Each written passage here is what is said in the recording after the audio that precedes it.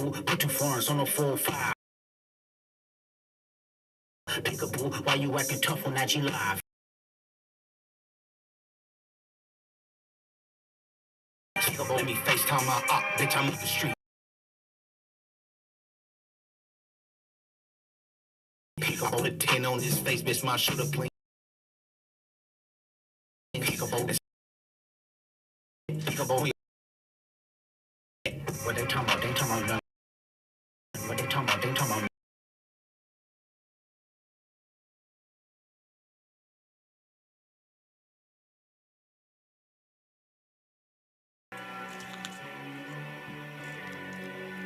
Let me know who in there when we first start for you. Skrilla and 4-4. Yes. 4-4, I heard you was tripping, sure.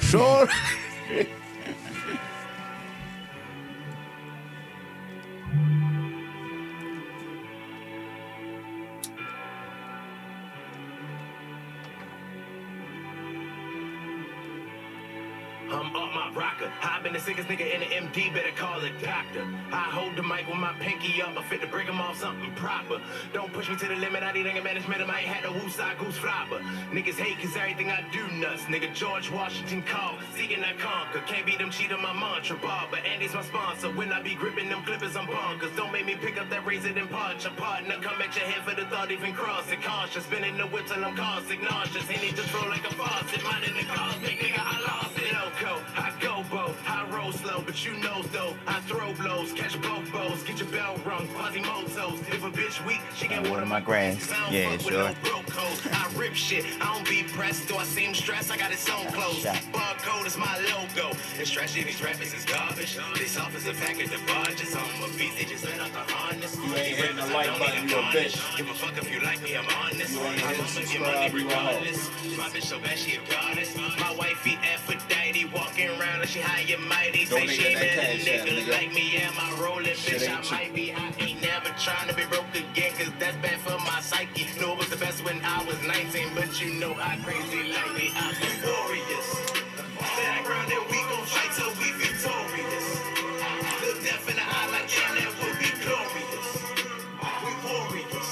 Damn right, we warriors. We warriors. Damn right, we warriors. Stand ground that we gon' fight till we victorious. Look death in the eye like damn, that would be glorious. We warriors. Damn right, we warriors.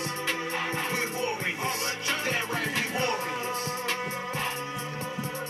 Yes.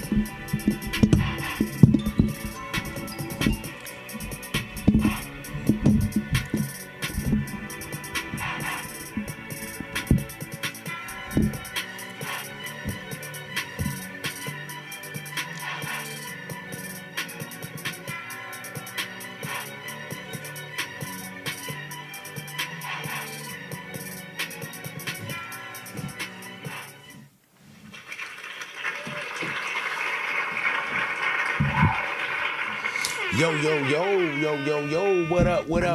what up?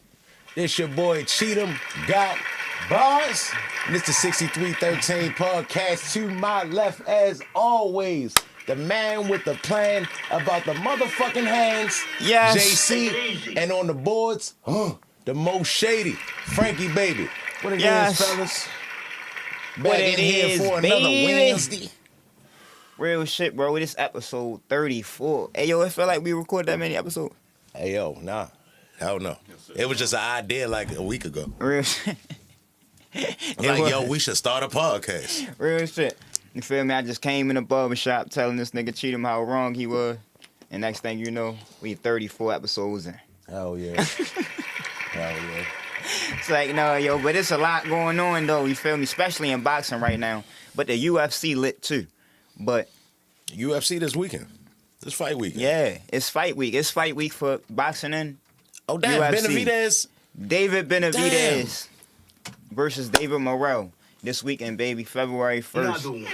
And we got Israel Adesanya fighting, I forgot the guy's name he fighting, from France. And you got Shara Bullet versus MVP, co-main event, in Saudi Arabia for Riyadh season. So it's a good week for sports.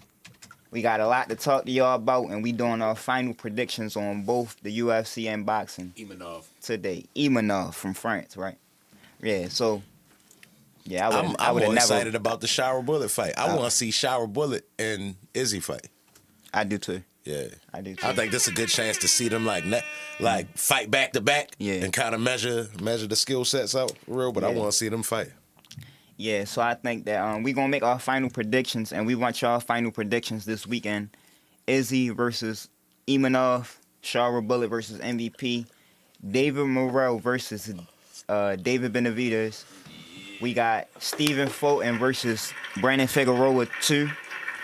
We got Isaac Pitbull Cruz versus Angel Fierro. All Mexican War. Baby, it's going down this week. You feel me? It's going down this week. What you most excited about? I'ma say David Benavidez and Morrell. Like, I'm super excited about the MMA fights because it's a bunch of stand-up shit. Nobody gonna go to the ground. Yeah. No, it's a bunch of stand-up shit. But still, they not as big of fights as the Morrell and David Benavidez. Right? That's the one right there. That's the one. Hey, yo. But, because my man 4-4 in the chat, you get what I'm saying? I got my man back in the chat. But I'm going to start off with Canelo ducking David Benavidez, bro. Now, we done seen 2 interviews in the last week or so with Canelo doing an interview with the Ring magazine, and he's saying that he don't want the David Benavidez fight because he feel like David Benavidez took the wrong approach and has been disrespecting him. My nigga, that's the whole point. Shit. That's the whole point of the sport. We don't want to keep seeing a whole bunch of respectful fights when people just glorify you and honor you and look up to you. You know what I'm saying? We want to see you fight somebody that we think can beat you, that they think can beat you, and they believe in themselves. So all that respect shit need to go out the window. You get what I'm saying? But I love the mindset that David Benavidez got because he's not allowing Canelo to manage his career. He not sitting back waiting for Canelo, you know, to be in position. You feel me? He taking the biggest fights that he can get, and we love him for that. You feel me? He got a big fight this weekend coming up. I got David Morrell, but shit, if David Benavidez win this fight, he move up. Well, he not on my pound-for-pound list yet, but he going to move to like 7 or 8 on my pound-for-pound list if he win this fight. Yeah, I'm excited for that fight, for real. I think he really gonna beat Young Boy up, though. David Morrell? I think he gonna beat Young Boy up. We going to come back. So this is our final predictions on the fight. You get what I'm saying? We going to come back to this, too. And I'm going to post this video before the fight happens. So what's your pick, G? I'm gonna go with Benavidez, for real. By what? I think he gonna walk him down, and he said his hand was hurt last fight, so we gonna see a completely different fight at 175 for real. We thought we seen the best Yo, but Yo said both his hands was fucked up that fight, so we might see Yo go straight out here and straight beat a monster again. So I'm going with that. So, but I'm saying you got him by decision or you got him by stoppage? Stoppage. You got David Benavidez by stoppage. In 10. Late. In 10. Late stoppage by David Benavidez. Cheatham got a late stoppage by David Benavidez. I got David Morrell by a majority decision. You know, I think that he going to win the fight pretty comfortably, but I think one of the judges going to give it to Benavidez because he the favorite, but the other two going to give it to David Morrell, and it's going to be a majority decision. I think everybody going to be shocked by how prepared and ready David Morrell is for this fight. I want to see what his gas tank going to be like that when he getting all that pressure put on him. I think he's going to be able to stop David Benavidez from coming forward how we usually see him come forward. He ain't fought nobody like David Morrell, bro. No matter how you look at it, he ain't fought nobody that can put something on him and box at the same time. They ain't fought nobody like each other. Yeah, understandably. But at the same time, you saying that the pressure, he ain't fought nobody that can box, but bang.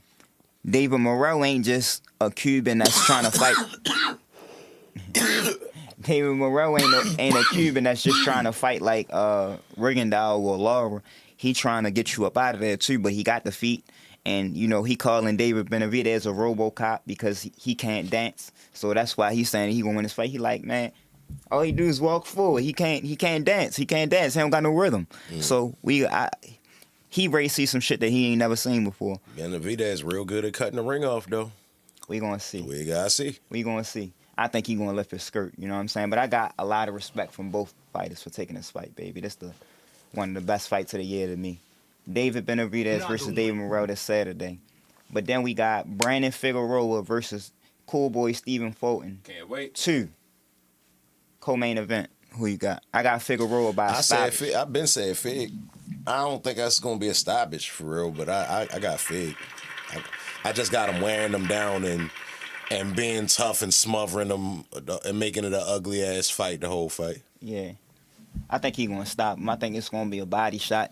A body shot that get. I think he gonna hit Cool Boy with a body shot to get him in trouble, and then, he gonna work off after that, and he gonna stop him.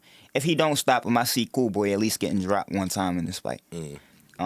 They fought at 122, so Cool Boy had a tough weight cut at 122 also, but Brandon Figueroa is a big guy. He more like my size. He more like 5'9", 5'10". So he had a really tough. He's a big guy. Yeah, he really like my size.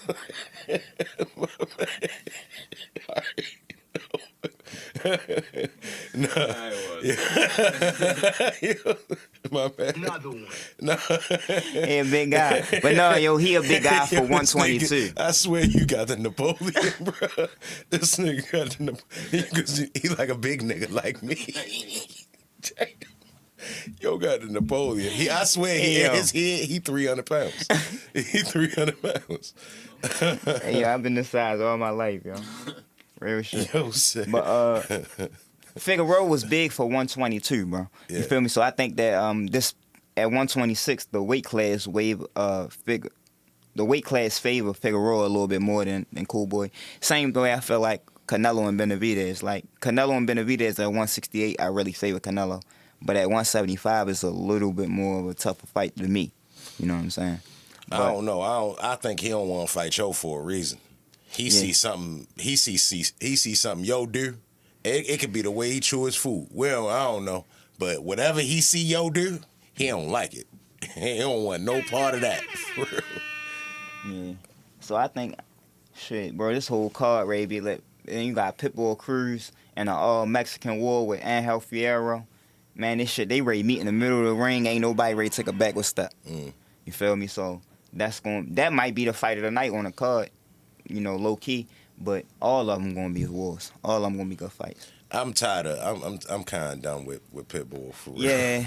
I'm done with. What you say? What they talking about, bro? At the Pitbull boxed at that same Pitbull try box for real. I was like, no, he done for real, man. Nigga, Skrilla 50 said he got Benavidez by UD. So he don't got to stop it, G. Okay. Yeah, yo. 44 said I can understand the respect aspect. If David was disrespectful from the jump, I don't think he badmouthed Canelo till it was in the absolute duck. You got a cut, bro. Hey, yo, it don't that's the stupidest shit in boxing. Oh yeah, like he was bad mouthing me. Like, hey yo, look what Muhammad Ali was doing to Sonny Liston. Yo was popping up places. Sonny Liston pulled the strap out in the casino on this nigga. Like, hey yo, this nigga was was pulling up in a bus in a bull with a bullhorn to your house. Hey yo, if that ain't you get what I'm saying? Like, if that ain't disrespect, I don't know what the fuck he pulled is. out that, what did we had, a 38? I don't know, he had a little strap, a little That pistol. bitch was a revolver. Yeah, That bitch was a revolver. He wasn't really leaving no shells for Muhammad Ali, dumbass. Hey, yo, and then put that bitch right back in this. And look, it had blanks in it.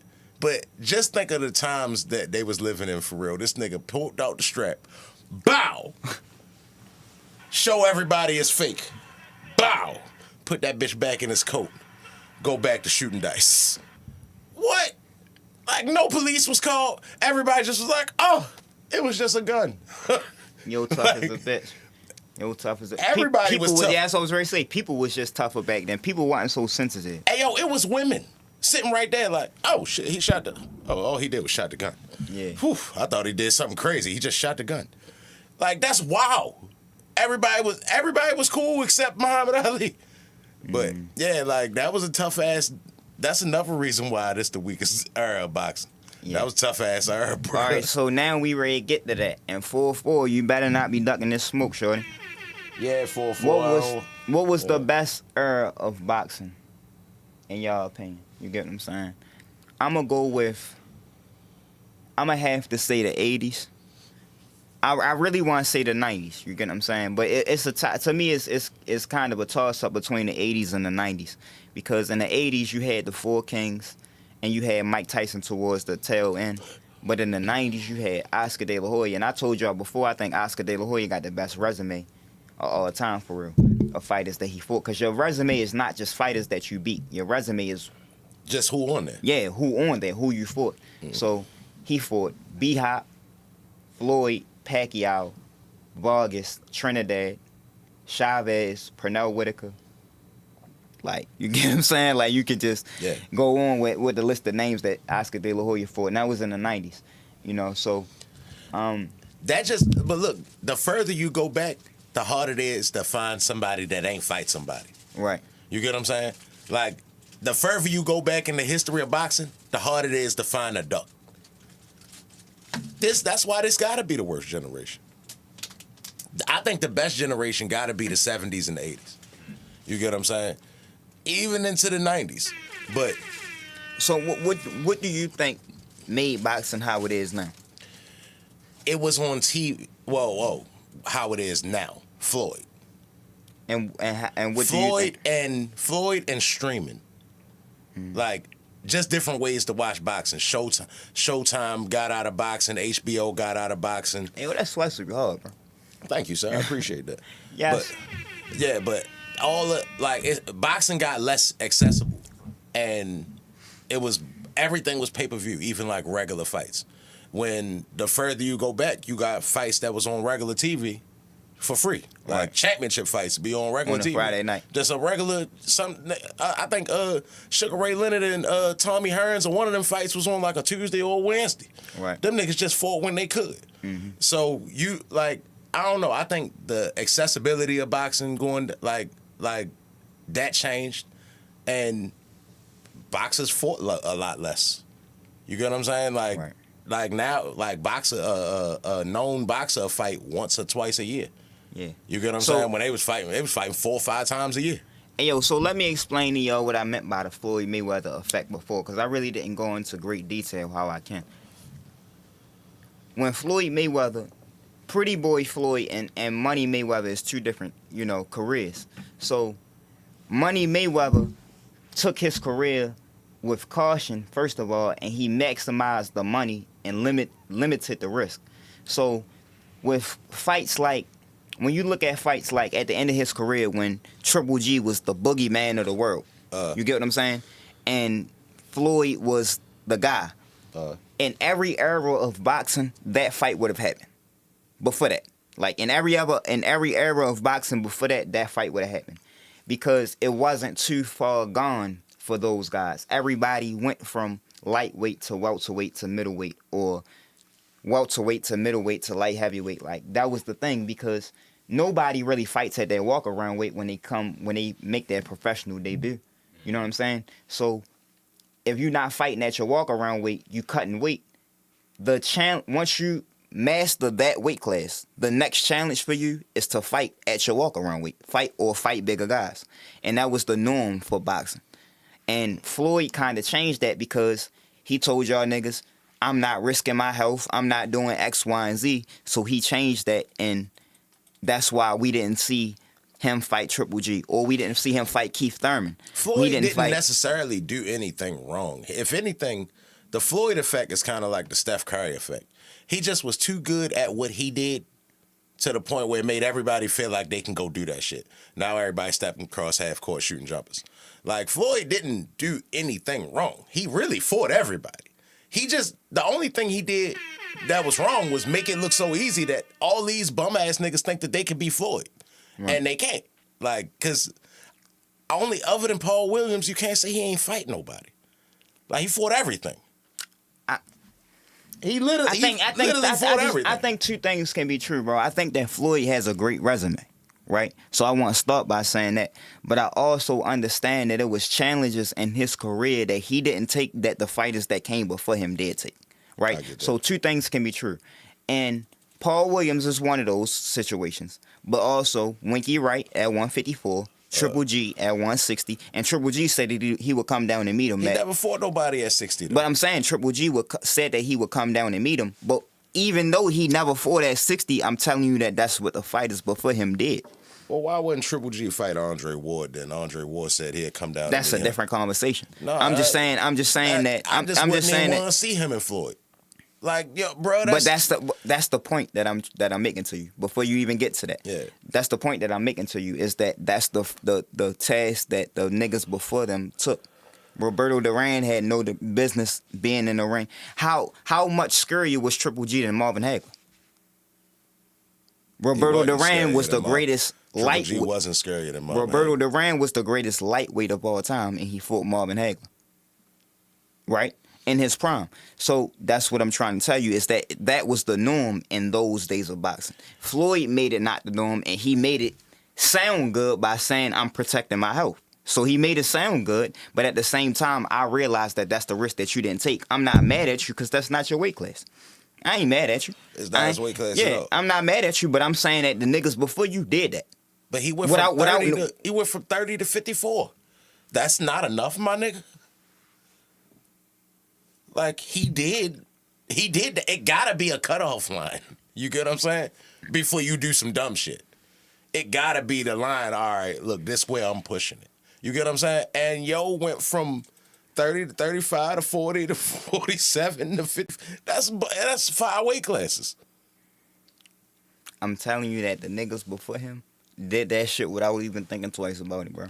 Roberto Duran did it because he was partying. He like fooled a whole lot. He blew up in between fights in between fights anyway. Didn't I tell y'all before? He just know how to make shit sound good. No, that's the truth. That's why Sugar Ray won the second fight because he got fat. He fat than a motherfucker in between fights, and we gonna hurry up and run this rematch back for real. And that's how he got that shit back so fast. Yo, Skrilla said now that you mentioned it, De La Hoya's resume is top notch. 44 says I can't pinpoint one era and definitely say this was the best era. Different eras were great for different weight classes. Stop there. Hold on. Stop there. 4-4, we on your ass and we not letting you off the hook. Okay. You said this era wasn't the worst. It is. It's the worst. We haven't seen an undisputed champion in 25 years, bro. And from Lennox Lewis to Usyk, we haven't seen an undisputed heavyweight champion. That's unacceptable. You don't understand that because you grew up in the era that we talking about. So I get it, bro. You get what I'm saying? You a young nigga like me. We're a couple years apart. But, bro, this the worst era of boxing, my nigga. This is definitely the weakest era. Like, I was just telling him, it's not even a notable star. Like, in every era of boxing, you can have Mike Tyson in the same room with Michael Jordan, and they having a conversation with Joe Montana, and none of them is out of place. There's no boxer that can go stand next to LeBron right now, and go talk to him and Patrick Mahomes. Like, nah, it ain't even like it's no boxer that big right now. And then not to mention, like I just said, it's so many fights that was left on the table in this generation, or it took too long to get. Every other generation, that fight happened 3 times over. They didn't had a trilogy. How often you see a trilogy nowadays? And that's what he was saying earlier. Like when we was talking earlier, bro, we was talking about this shit at like 7, 8 o'clock in the morning. You get what I'm saying? But I was telling him like, bro, you thinking about the fights that happened like. You thinking about the fights that happened like Floyd and Pacquiao, but that's the part of the problem that we talking about is that they fought in their 30s, bro. So we not talking about how big the event was. We talking about how good the fight was. And how good the fight is 2 niggas in their 20s.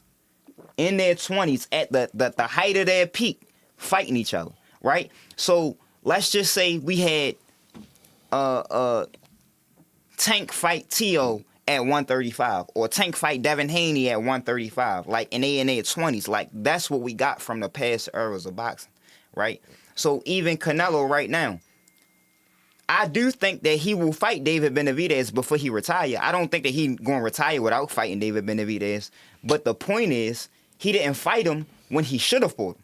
So if he fight him 2 years from now, right? It's not going to be the best fight that we could have got. And he's always going to have the excuse that I fought him when I was old if David Benavidez win. You get what I'm saying? So that's the point, bro. We trying to get away from That's a nigga making an excuse. Every fight of this generation.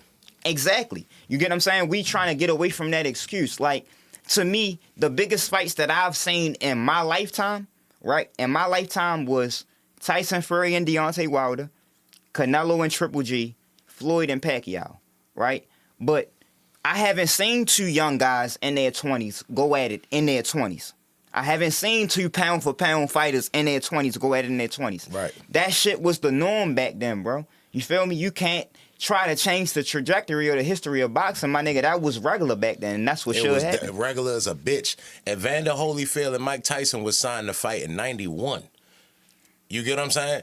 Like, that mean that they ain't let that shit, they ain't even let the paint dry on that shit. They was like, oh, you the cruiserweight champion? You gonna come up to heavyweight? You wanna come up? You wanna fight Mike Tyson?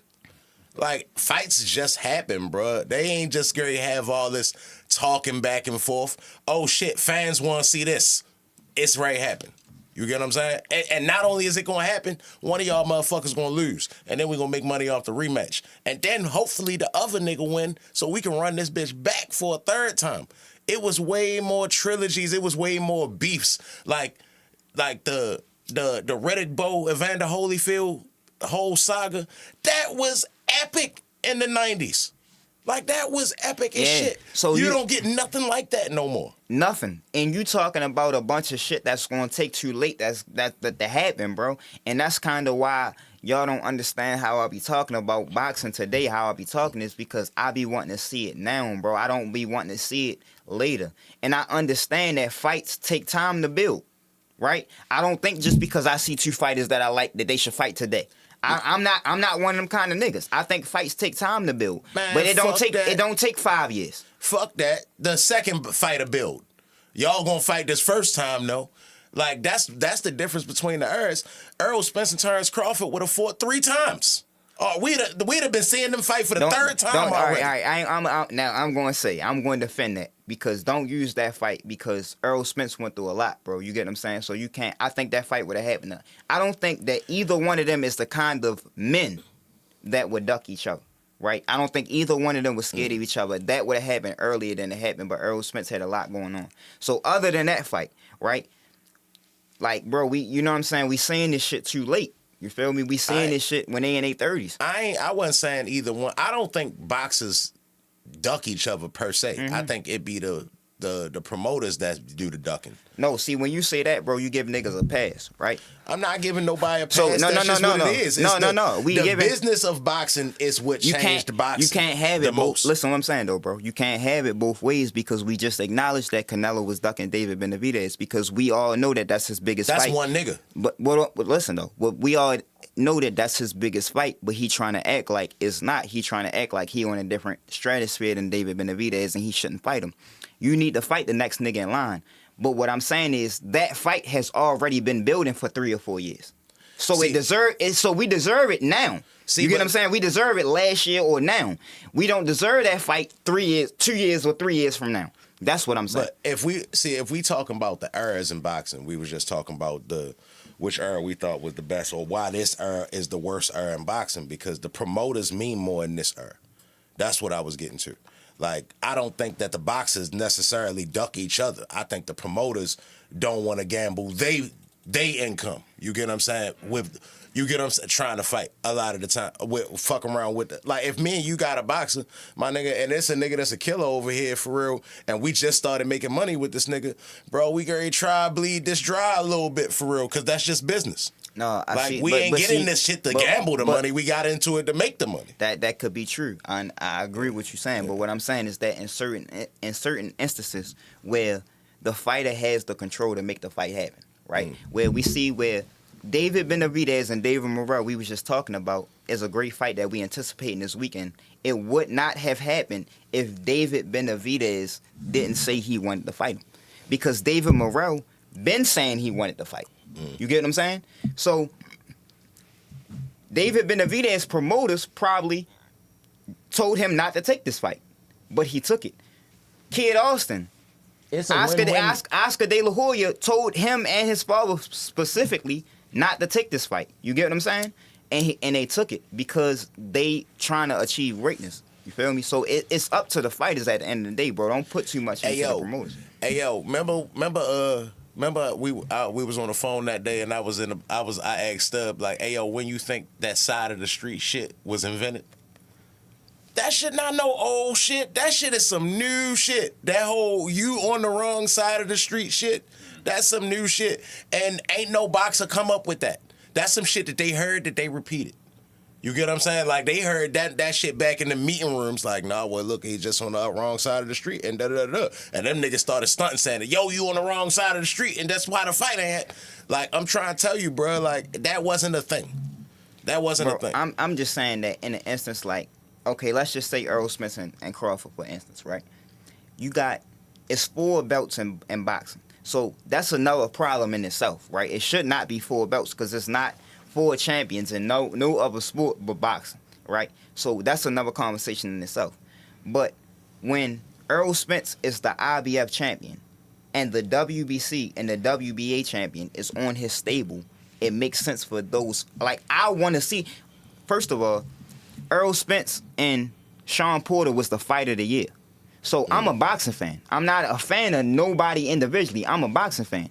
I want to see the fight of the year. You get what I'm saying? So I'm saying that fight deserved to be made before the Crawford fight happened. Right. You feel me? That's all I'm saying is that anybody with a belt should have a claim at the undisputed title, right? Because it's always going to be a nigga that we didn't expect. It's always going to be a nigga that we didn't expect that come out the blue and make a name for itself. So I want to see everybody. I want to take out the low risk, high reward aspect of boxing. You get what I'm saying? I want to see everybody get a chance at the undisputed title. So if it's 4 champions, if it's 4 niggas that got a belt, all y'all niggas on the same level. It ain't about who we think is better, right? We 2 black guys, so we want to see Earl Spence and Crawford fight because we think they the 2 best black fighters, right? Or we think they the 2 best in their weight class. But that's our opinion, nigga. Everybody got an opinion. What did the old nigga say, nigga? Opinion is like an asshole. Everybody got one. So that's our opinion. Keith Thurman and Sean Porter, Danny Garcia still had a claim to the title. So I still want to see all of them fights. I mean, I get you, but I disagree with all that same level shit. Because at one point in time, when Yo had the the WBO, Who? Crawford. Yeah. All right, he got the WBO. He got it from Jeff Horn. But I'm not even with no motherfucking Sean Porter, nigga. I'm the undisputed champion in another weight class and #1 pound for pound, nigga. That got the WBO in another weight class. Right, so nah, nigga, I take precedent over all that shit because I am the #1 pound for pound fighter. So that means this fight should be happening faster than this Sean Porter fight. No, all right. So I mean, that can give or take because what I'm saying is that different weight classes for a reason. So when Terrence Crawford and Sean Porter actually fought, Terrence Crawford looked at his corner and they told him he was down. He said, "What y'all mean I'm down?" And he went out and stopped Sean Porter in that round, in that same round. Yeah, so what I'm saying is that was a great fight. Just like Earl Spence and Sean Porter was a great fight. So we shouldn't, as fans, in no other sport, I'm going to make it clear what I'm saying, bro. In no other sport does fans get to decide what happens first. That's another reason why this worst era in boxing. Yeah. But go ahead. So in no other sport does fans get to dictate what happens first. I can't say because I'm from Baltimore. Unknowledgeable fans at that. Right. I can't say because I'm from Baltimore, I want to see Lamar Jackson compete for the Super Bowl. I can say that. I can say that. Yeah. But he has to face Josh Allen. He has to face Patrick Mahomes. If he don't get past those guys in his division or his conference, he can't get to the Super Bowl. We can't pick that shit, my nigga. You get what I'm saying? If it's 4 champions, bro, all of them niggas on the same level. It ain't no this and that. All them niggas on the same level, bro. We need to see all of them fight each other. Don't just say, "Oh, I think his skill set is better than his, so he should fight him." Nah, bro, all of these niggas on the same level, bro. We all that's part of individual sports, though. We all done been wrong before, right? We all done like the nigga before that ain't turned out to be that guy. Yes. We all done overlooked the nigga that turned out to be that guy, right? So what I'm saying is that your opinion is like an asshole. Everybody got one. Yeah, but that's the whole point of boxing, my nigga. Like, the majority of the shit we talk about is opinions. We just was talking about what's the best generation in boxing. The majority of the sport is opinion. That's a different conversation, bro. That's different than saying that. No, I'm just saying that the majority of the sport is opinion based. It's not. It's not. It's the best. It's the best fighting the best. That's what we just said. That's what you just said, bro. You said you seen niggas have trilogies and all of that, bro. It's about the best in the division fighting the best. I'm talking about if you use the eyeball test and shit. I like the way this nigga look while he fighting. This nigga tough. And shit, it's natural to say I want to see him fight Joe. You get what I'm saying? So that's always going to be a part of the sport. Yeah, it's always right. It's that builds the sport. Yeah, I totally agree with you. So I don't want to make it seem like I'm disagreeing with you. I totally agree with you. But what I'm saying is that shouldn't be the way that the fights get made. Right? Sometimes it should. No. I already told you. No. I think it should be 90-10. It should be 90% of the time. It should go by the ranking system. But every now and then, you got to get the people what they want. Huh? Yeah. Hell yeah. But the majority of the time, you got to get the people what they want, for real. I don't know what 44 said. Different eras bring different things. Skrilla 50 said Riddick should have fought Lennox. We just were saying that. But that's the only one from that era where you can say that was a duck. In the whole 90s. Like, that's the duck. Yeah. You get what I'm saying? That's crazy. But, what's this? Crawford would have whacked Spence twice, so a third fight wouldn't have been necessary. 44 said David Benavidez has been wanted to fight. I just think the timing lined up to be now. I don't think nobody telling David who and who not to fight. Hey, yo, so you really believe that, and I'm going to ask you this question too, Chief. Y'all really believe that if Terrence Crawford would have fought the Errol Spence, that let's say the Errol Spence that fought Mikey Garcia or Sean Porter before the car accident, y'all think he would have did the same thing? You said what? Hold up, say it one more time. If Terrence Crawford would have fought the Errol Spence that fought Mikey Garcia or fought Sean Porter before the car accident, do you think it would have been the same thing?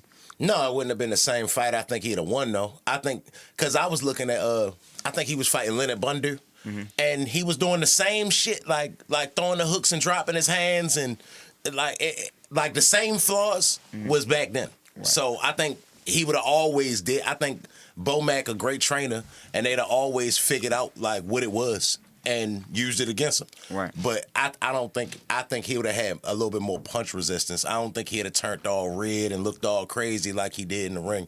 I think it was a lot with that. Like, I think when he was walking down to the ring, I was like, oh, this over. Yeah. Oh no, this not. So you're basically saying that like Crawford probably would have beat him by decision. I don't know. He probably still would have fucked him up for real, but I think it'd have been a little bit more resistance. Yeah. You get what I'm saying? But he still probably would have whooped his ass the same way. Because the shots that he was hitting him with, he would have always hit him with. Like, that's what I was saying. Like, if you go back and look at that Leonard Bundu fight, Leonard Bundu hitting him with like the same, like as he coming in, he hitting him with like them little stiff ass jabs and then pop on the way back out for real. He was doing the same thing to him Crawford was doing. But he just not as good as Crawford. But it was like he had the same flaws, bro. Like he would have capitalized on that shit. Yeah, but yeah, bro. Like y'all niggas so used to like what we saying in boxing now. Y'all don't understand that, bro. The best need to fight the best, and because y'all so used to not seeing the best fight the best, we ain't had an undisputed champion in 25 years. So and now we got a whole fucking bag of marbles of them niggas for real. You get what I'm saying? So crazy. Now y'all are used to seeing that, so y'all speaking on that, and I'm saying that, bro, that's not okay. It ain't okay for us. It ain't okay for it to be an NFC and an AFC champion and they don't play each other. You get what I'm saying? So, yeah, bro, it is what it is. That's why this the worst era, though. It's the worst era. That's why this the worst era of boxing. That's definitely why this the worst era of boxing. Hey yo, I don't remember A side, B side before this era of boxing either. What up, 44? What's the deal? Hey yo, this the worst era, yo. Easy. This the worst era? I don't think so. Cause I can name all these historic fights we done had in the last 20 years, and you could go back to the 90s and the 80s. You could go like all these eras done had the historic fights. So it's just about what fights you like, what fighters you like. I don't really feel like it's no way to say this era is definitively better than this era. It's definitely. Unless you're talking about skill, because if we're talking about skill, then the sport evolves, gang. Like, I'm not one of those people that's just gonna pretend like Muhammad Ali is the greatest fucking heavyweight of all time. The sport has evolved, gang. Like, people learn new shit. Bro, that's not basketball. The sport boxing hasn't evolved that much, my nigga. You go back and look at boxing in the 70s, it ain't as big of a difference as going to go watch an NBA game in the 70s. You get what I'm saying? Boxing in the 70s look like boxing today. It's a big enough difference to where the best guys in the 70s can't fuck with the best guys now. I don't think that's true, bruh. Okay. I don't think that's true. Give me an example of a fighter in the 70s that you think. I think a nigga like Joe Frazier go walk through this whole era. Why do you think that? Because he just was a tougher nigga for real, and then he gonna give them niggas headaches. Because he was a tough nigga. Steven Nelson is a tough nigga, bro. That's a tough. Hey yo, nigga. he would walk through this whole entire era. I feel like boxing back then was full of Steven Nelsons, man. Like, they're a bunch of tough ass niggas. I give them that, but what else? That like skill set wise. Hey yo, Muhammad Ali is the most skilled heavyweight you've ever seen up until today. No, he isn't. Muhammad Ali fought with his hands down. He got hit a lot. Like, he wasn't just a defensive master. He got hit after he took 2 years. They forced him to take 2 years off. The nigga before that 2 years wasn't getting hit, bruh. Are you crazy? He had good reflexes and he was fast. Muhammad Ali isn't the best technical boxer. The nigga barely went to the body. I think Mike Tyson said that nigga never went to the body. That's not true. But the nigga barely went to the body. Hey yo, he went from being the most. He kind of like had like a Michael Jordan like career for real. That's why he's so great, because you can see when he was way more athletic than everybody, and he was floating like a butterfly, stinging like a bee, crazy head movement. You could barely touch him, and then they took the athleticism away from him, and he still was great without the feet and the movement. They took the movement away from him. He was still more, even when he was less athletic, he was still more athletic than most of the heavyweights at the top. Hey yo, Hey yo, bro, I think the heavyweights got bigger. Other than that, bro, Holyfield, all them niggas is way better fighters. They beat the shit out. Holyfield will fuck Anthony Joshua up so bad. I feel like it's somebody that could be competitive in this era now. Would he be a champion at heavyweight right now? Who? No. Whom? Holyfield. Usyk? He's not beating Usyk, and he's not beating Dubois. He would beat the dog shit out Dubois. You is smoking dope. You is smoking dope. He would beat the shit out Dubois. No, he wouldn't. You is smoking the shit 4-4. Now, Usyk, I ain't about to sit here and say he just straight fuck Usyk up. I got him beating Usyk. But Dubois, bruh, Dubois is a big nigga. That nigga hits hard as shit. He got a great jab. And he's 24. By the time Evander Holyfield got to heavyweight and he was like acclimated fighting niggas like that, bro, come on, man. He would beat the A fuck 4-4, out a 4-4. Dubois. This is what I was trying to tell you earlier. 4-4. That's a typical young nigga mindset, bro. When you urge change, so if at a point in time in the NBA, my nigga, it wasn't no 3-point line, right? So then it became a 3-point line and niggas started shooting threes. So if you have a son, say you was a professional boxer and you have a son, he has the chance to be better than you because he has the chance to see everything that you did, every mistake that you made, and everything that you did good and build onto that. So exactly. that's why, That's why the eras evolve as they go along. But these niggas is not dominating their era how they did in their era. So you can't just say because the game evolved that they would beat them because they wasn't better in Dubois ain't nowhere near Holyfield, bro. That's disrespectful as shit. That's disrespectful as a motherfucker, my nigga. If these niggas were to fight in the ring, Dubois hasn't done anything like Evander Holyfield. But if these niggas were to get in the ring, in Evander Holyfield's heavyweight prime and Dubois right now, I got Dubois. No, yo, that's crazy. I don't see your path to victory because, like, he's gonna land shots and he might even hurt Evander Holyfield. But then that's when he got the problem on his hands. Evander Holyfield tough as a motherfucker. You not just gonna hurt him and he gonna walk away and be, oh, you got me, my nigga. You gotta fight him harder now.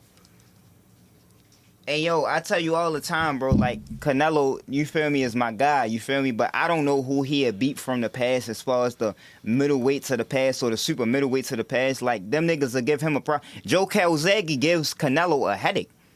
I said earlier in the chat, too, different eras bring different things. So, in different eras, different weight classes are better.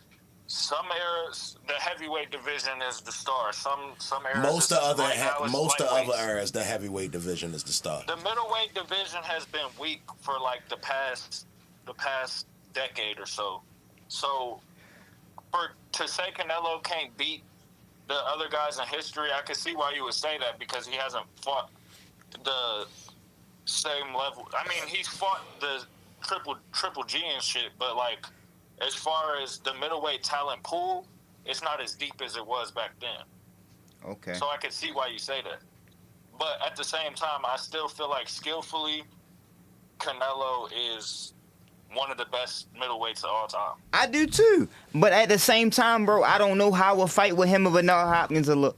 I don't know how a fight with him and Kelly Pavlik will look. I don't know how a fight with him and Andre Ward will look. I don't know how a fight with him and Roy Jones. All of those guys, bro. Roy Jones beat the dog shit out Canelo. Hey, yo, Roy Jones, that 160 Roy Jones will finish Canelo. I don't think nobody finished. He'll finish Canelo. 160 Roy Jones, bro, Canelo. He got a tougher chin than anybody you seen. He got a tougher chin than James Toney and all them niggas that you seen. And Roy Jones would have been putting his hands all on the shit. He ain't finished James Toney, he ain't finished Bernard, so why you finish Canelo? Because James Toney got way better defense and head movement than Canelo. Okay. James Toney, one of the best defensive fighters ever. Man, Canelo, you ain't never seen a Mexican move his head like Canelo. See how you had to specify Mexican? Yeah, I feel you. What you say, bro? I said Canelo got some good ass defense but, too. It's a different posture. One of the better defensive fighters. Canelo, James Toney is trying to be defensive from the mid range and standing in front of you. You know, Canelo is walking you down while being defensively responsible, so it's a difference. But I would say James Toney was better defensively. Yeah. You know what I'm saying? But at the same, James Toney will beat the fuck out Canelo. Come on, bro. James Toney will beat the shit out Canelo. I would pick James Toney, but I don't know. No, you never seen nobody beat the fuck out of him. So because we ain't see James Toney fight him. Okay. Yeah.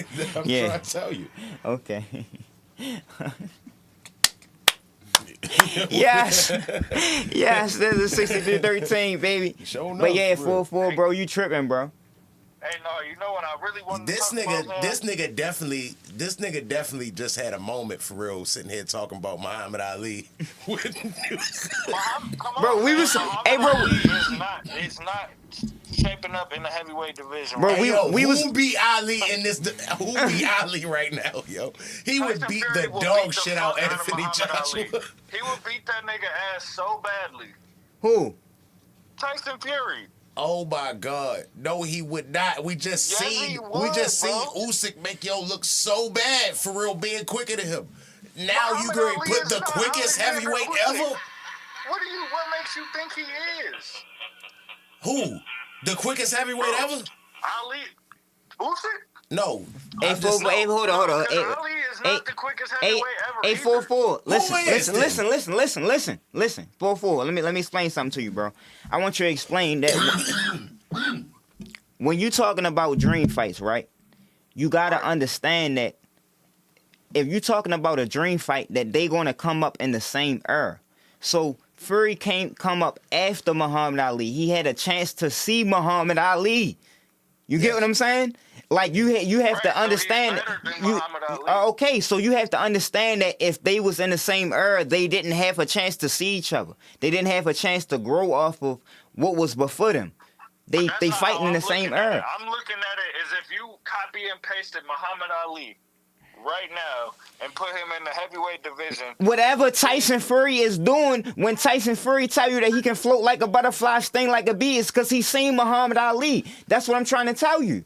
Hey yo, he not gonna catch Ali. I understand that. That's why I can't say that that's why I can't call no nigga from the 60s and the 70s the best fighter ever, because they're not. Like, I look at this shit logically. Hey yo, this not basketball, my nigga. History, gang. This not basketball. Even in basketball, I'm telling you, like, how... See, but I can see how a young nigga can look at a game from the 60s, right, and not appreciate what he's seeing. Like, oh, all right, it ain't flashy. Yeah. It's a more straightforward game. But boxing is different, yeah. But boxing, you can go back... Hey, yo, if you go back and look at a Willie Pep fight, it looked like a Lomachenko fight, for real. He just not throwing Nigga, Sugar Ray Robinson. Nigga, Sugar Ray Robinson is all the sugars. Yeah. You know what I'm saying? Like, fighting, that's what I'm saying. Fighting, it started out as fighting and evolved to where it got at now. My nigga, you get what I'm saying? Was like from the 40s, bruh. Like, and Floyd made his name off that shit. Bruh, in boxing, it ain't nothing new under the sun. It's nothing new, but innovation there's inventions and innovations. The invention's been here. Nigga, now we gotta make this shit better. There ain't no fucking heavyweight running through. Hey, yo, you only got two hands, bro. You said what? You only got two hands. It don't matter. There's different training regimens. It's different. Like, come on, bro. Now that stuff changed. Hold on. Diet changed. Back then wasn't fighting Ukrainians and Russians and yes, they was. They just went by a different name. No, they wasn't. No, bro. They weren't. Them niggas couldn't go pro. They wasn't. I ain't gonna lie. They wasn't. They wasn't fighting the same niggas. Hold up. I'm gonna Russia give you... was just bigger. Right. Okay. Well, yeah. So 4-4, bro. Listen, all them Eastern European countries that we think about was Russia. Before we was born, like they wasn't fighting them niggas. They just was called Russians back then. Before we was born, bro, all of them Soviet Union countries that we think about, the Ukraine, Uzbekistan, Kazakhstan, all that shit, bro, was Russia. So I understand what Cheatham's saying, but at the same time, the Olympic pool was different back then than it is now, bro. Cuba and them countries, yeah, now is on a different scale than it was, because it was really illegal to do this shit in Cuba and in them countries. It was illegal to go pro. It was illegal to do that shit. How is it on a different level now, but the best Cuban is Roberto Duran? He not Cuban. Roberto Duran not Cuban. What is he? Panamanian. Panamanian? Oh, okay. Panama City, baby. Oh, all right, I'm tripping. No, but what's the name? The shit is different because they stayed in the amateurs back then. Like, they fought in the Olympics maybe, and that was it. Them niggas didn't have to see them niggas in the pro. I don't know why you think that though. Like, I'm telling you, they just was Russia. Bro, all these different names, all these different stands didn't exist when I was a kid. Bro, I'm telling you, Russia wasn't letting niggas go out there and just go pro. I don't know. It's always been some tough Russians, bro. 4-4. What? Hey, yo. So, now you see the Ring magazine, right? You follow the Ring magazine? Yeah. So, you see everything that they doing now and everything, and now you understand what I've been saying from the jump, bro. That's the most important belt, and that's the Bible of boxing. I don't think it's the most important belt, and I think by your own logic, you would feel the same way when we look at the lightweight rankings, right? Because they got, hold on, I really Man, for you on some shit today. You on some shit today, bro. I ain't gonna lie, bro. You on some shit. Cause look, right? They got Tank at number 1, right? You agree with that? You said what?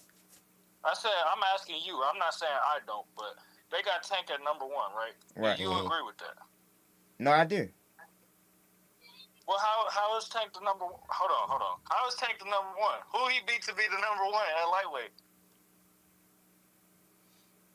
Everybody. That's a good question. I'm gonna say Frank Martin was a better win at the time that it happened than everybody else recently. So I'm gonna say that win will put him number 1. Damn, hold on. I'm really trying to start because I'm trying to pull this shit Before that, I would have said Lomachenko was the number 1. So I'm gonna say Tank is 1, Lomachenko is 2, Shakur 3. I would have Barincek at 4, and Keyshawn and Zepeda at 5 and 6. I told you that earlier.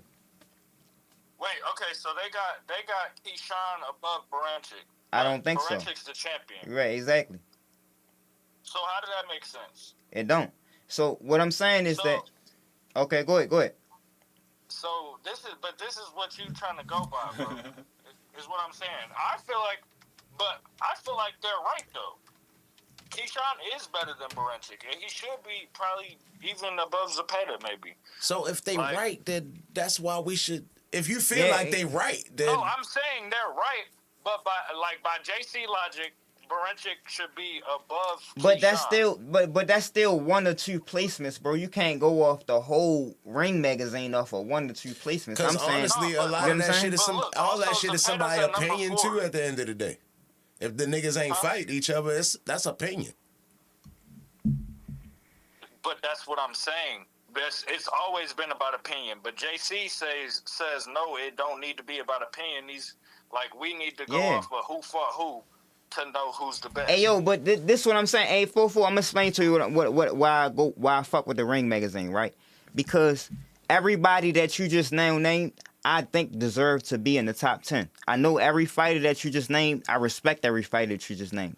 If you go look at the WBC rankings right now, you're not going to know everybody in the top 10 because I don't know everybody in the top 10. You ain't going to know everybody in the WBA rankings. You ain't going to know everybody in the IBF rankings. It's going to be some niggas in them rankings that you never heard of. So that's what I'm saying, that the Ring magazine is a consensus, right?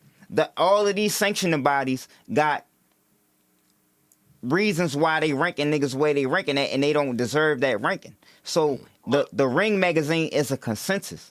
You get what I'm saying? Look, I say, okay, so I understand that part, but I say for the most part with the WBA and not the IBF, the WBC, I know the guys in those rankings. When it comes to the IBF and the WBO, hey bro, hold up, no. Thriller 50 said Red Bull 44. Hey bro, so tell me you know everybody in the top 10 of the WBC at 135 right now.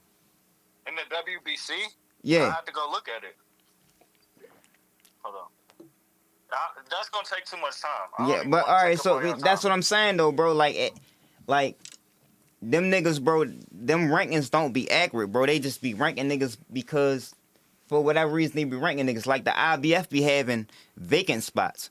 Boots was number 3 in a vacant spot, and the number 1 and number 2 was vacant, and Boots was number 3, and then he just jumped to number 1. Yeah. Like, so. Because if you number 3, if you number 3 and it's 2 vacants, the Ring magazine is that's probably stupid. a better system, but it's still flawed. Like, I don't think that makes the Ring magazine belt valid to validate a champion as the guy. Well, within the chat. I still think Undisputed would be a better measure, and even then, it still doesn't mean that you're the best in the division. What? There's always somebody that can beat you.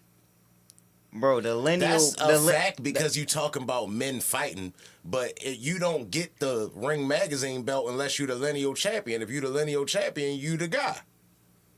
So it means something. Still to some, because when fucking Devin Haney was the lineal champion, nobody thought Devin Haney is the guy at lightweight. Everybody, I did. I don't know what you... bro, hold on. Listen, bro, this is what I want to say, bro. I take the fanboy and shit out of it. I take what I think out of it. He is the guy with all of the belts. He undisputed. So I'm not thinking about who I think is better than him skillfully. I'm thinking about that he the guy that took the risk to get all of the belts, and he got him. He the guy. So you got to go beat him to be a champion, period, at that weight class. Yeah. I'm not thinking about who I think can hit harder than him, who got better defense. I'm not thinking about all that shit, bro. That's the fanboying part of it. I'm talking about who is the champion in the weight class. He's the lineal champion. But boxing, at the end of the day, it's a sport, but we watch it for entertainment, right? The people are gonna still feel like if somebody's better than you, then that's the guy they're going to watch. It doesn't matter if Kambosos has the fucking lineal title.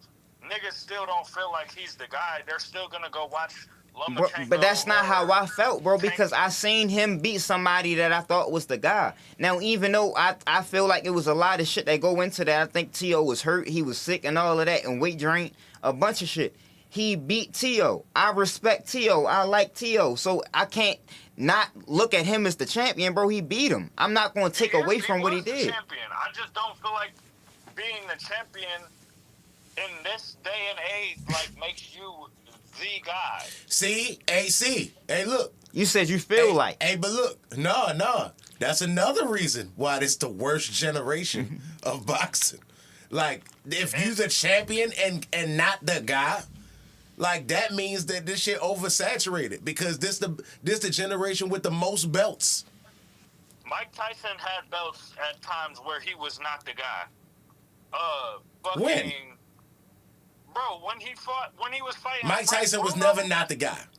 Yes, he was. And he was paying Lennox Lewis step aside money, like ducking niggas. You think Mike Tyson? You think Mike Tyson was paying step aside money, bro, or do you think? Hey yo, do you think You think he could get a word out in the room with Don King? Okay, so Don King was paying the step aside money. Don King made the moves, my nigga. Like, Mike Tyson just fought niggas. Okay, Mike Tyson was being moved very strategically, gang. How though? He had belts when he wasn't the best fighter in the division. Who was the best fighter in the division then? Lennox Lewis. That wasn't true until it was true.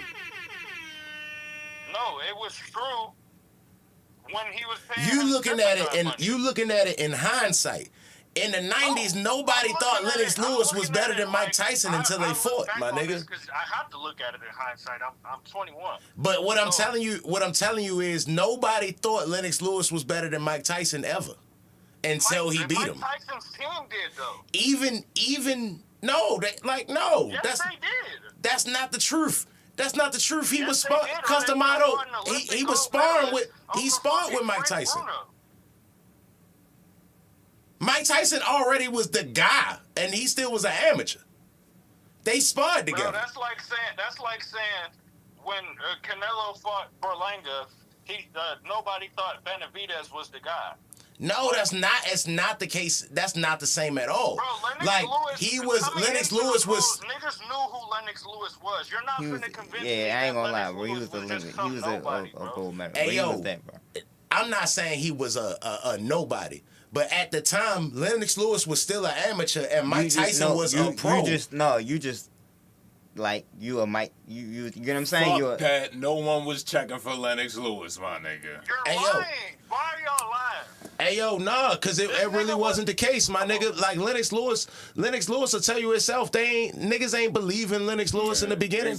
He kind of earned that shit throughout the years. He kind of aged well. What I'm saying is that niggas didn't believe in him. I understand because y'all was Mike. Listen what I'm saying, bro. Listen what I'm saying though.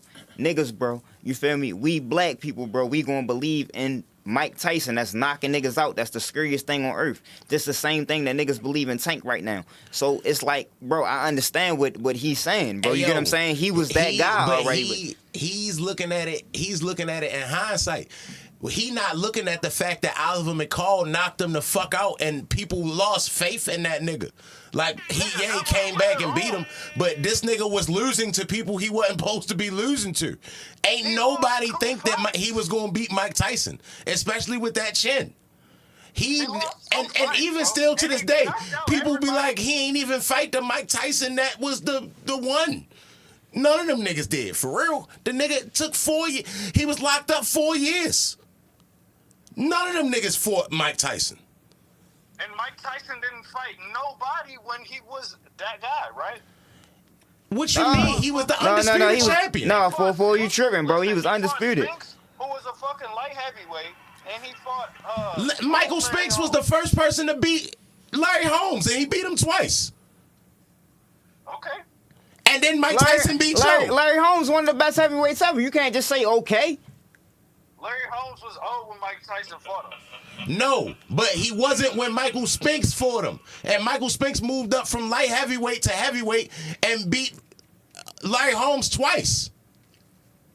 Okay. And Mike Tyson beat him. Stylistic matchup. Mike Tyson beat him. He beat that guy. Tough stylistic matchup. You tripping 4-4. You tripping 4-4. Styles make fights, gang. Nigga said Frank Bruno was more popular in England than Lennox Lewis. He was at one point. Frank Bruno was more so the guy. What is we talking about, bro? Frank Bruno was more the guy than Lennox Lewis at one point in time. Because Lennox Lewis, my man Tyson Fury said, a man without a land is a man without a plan. Because your way is a Jamaican Canadian UK nigga. And that's not the only time he paid Lennox Lewis step-aside money. That's just the one that popped up in my head. Tyson Fury, bro, one of the funniest people I ever seen, bro. Ayo, I'm trying to tell you, bro, at no point in time, like, Lennox Lewis earned everything that he got right now. Niggas wasn't giving him shit. Ain't nobody think he was going to beat Holyfield. That's not even the only nigga he ducked either. I'm just not thinking. Who he ducked? This shit ain't coming off the top of my head, bro. Like, I done really looked into Mike Tyson's career. I read books about these niggas. And, like, I'm really into the history of boxing.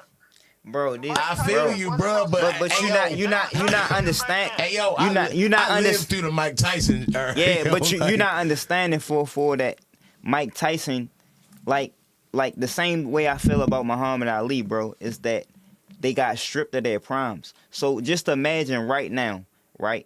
If Tank for whatever reason went away for 3 years, if somebody that you think is in their prime of their career right now went away for 3 years, right, and didn't have access to boxing, and they came back and still was competitive with the best in their era or the best of all time, that's what you got to look at, bro.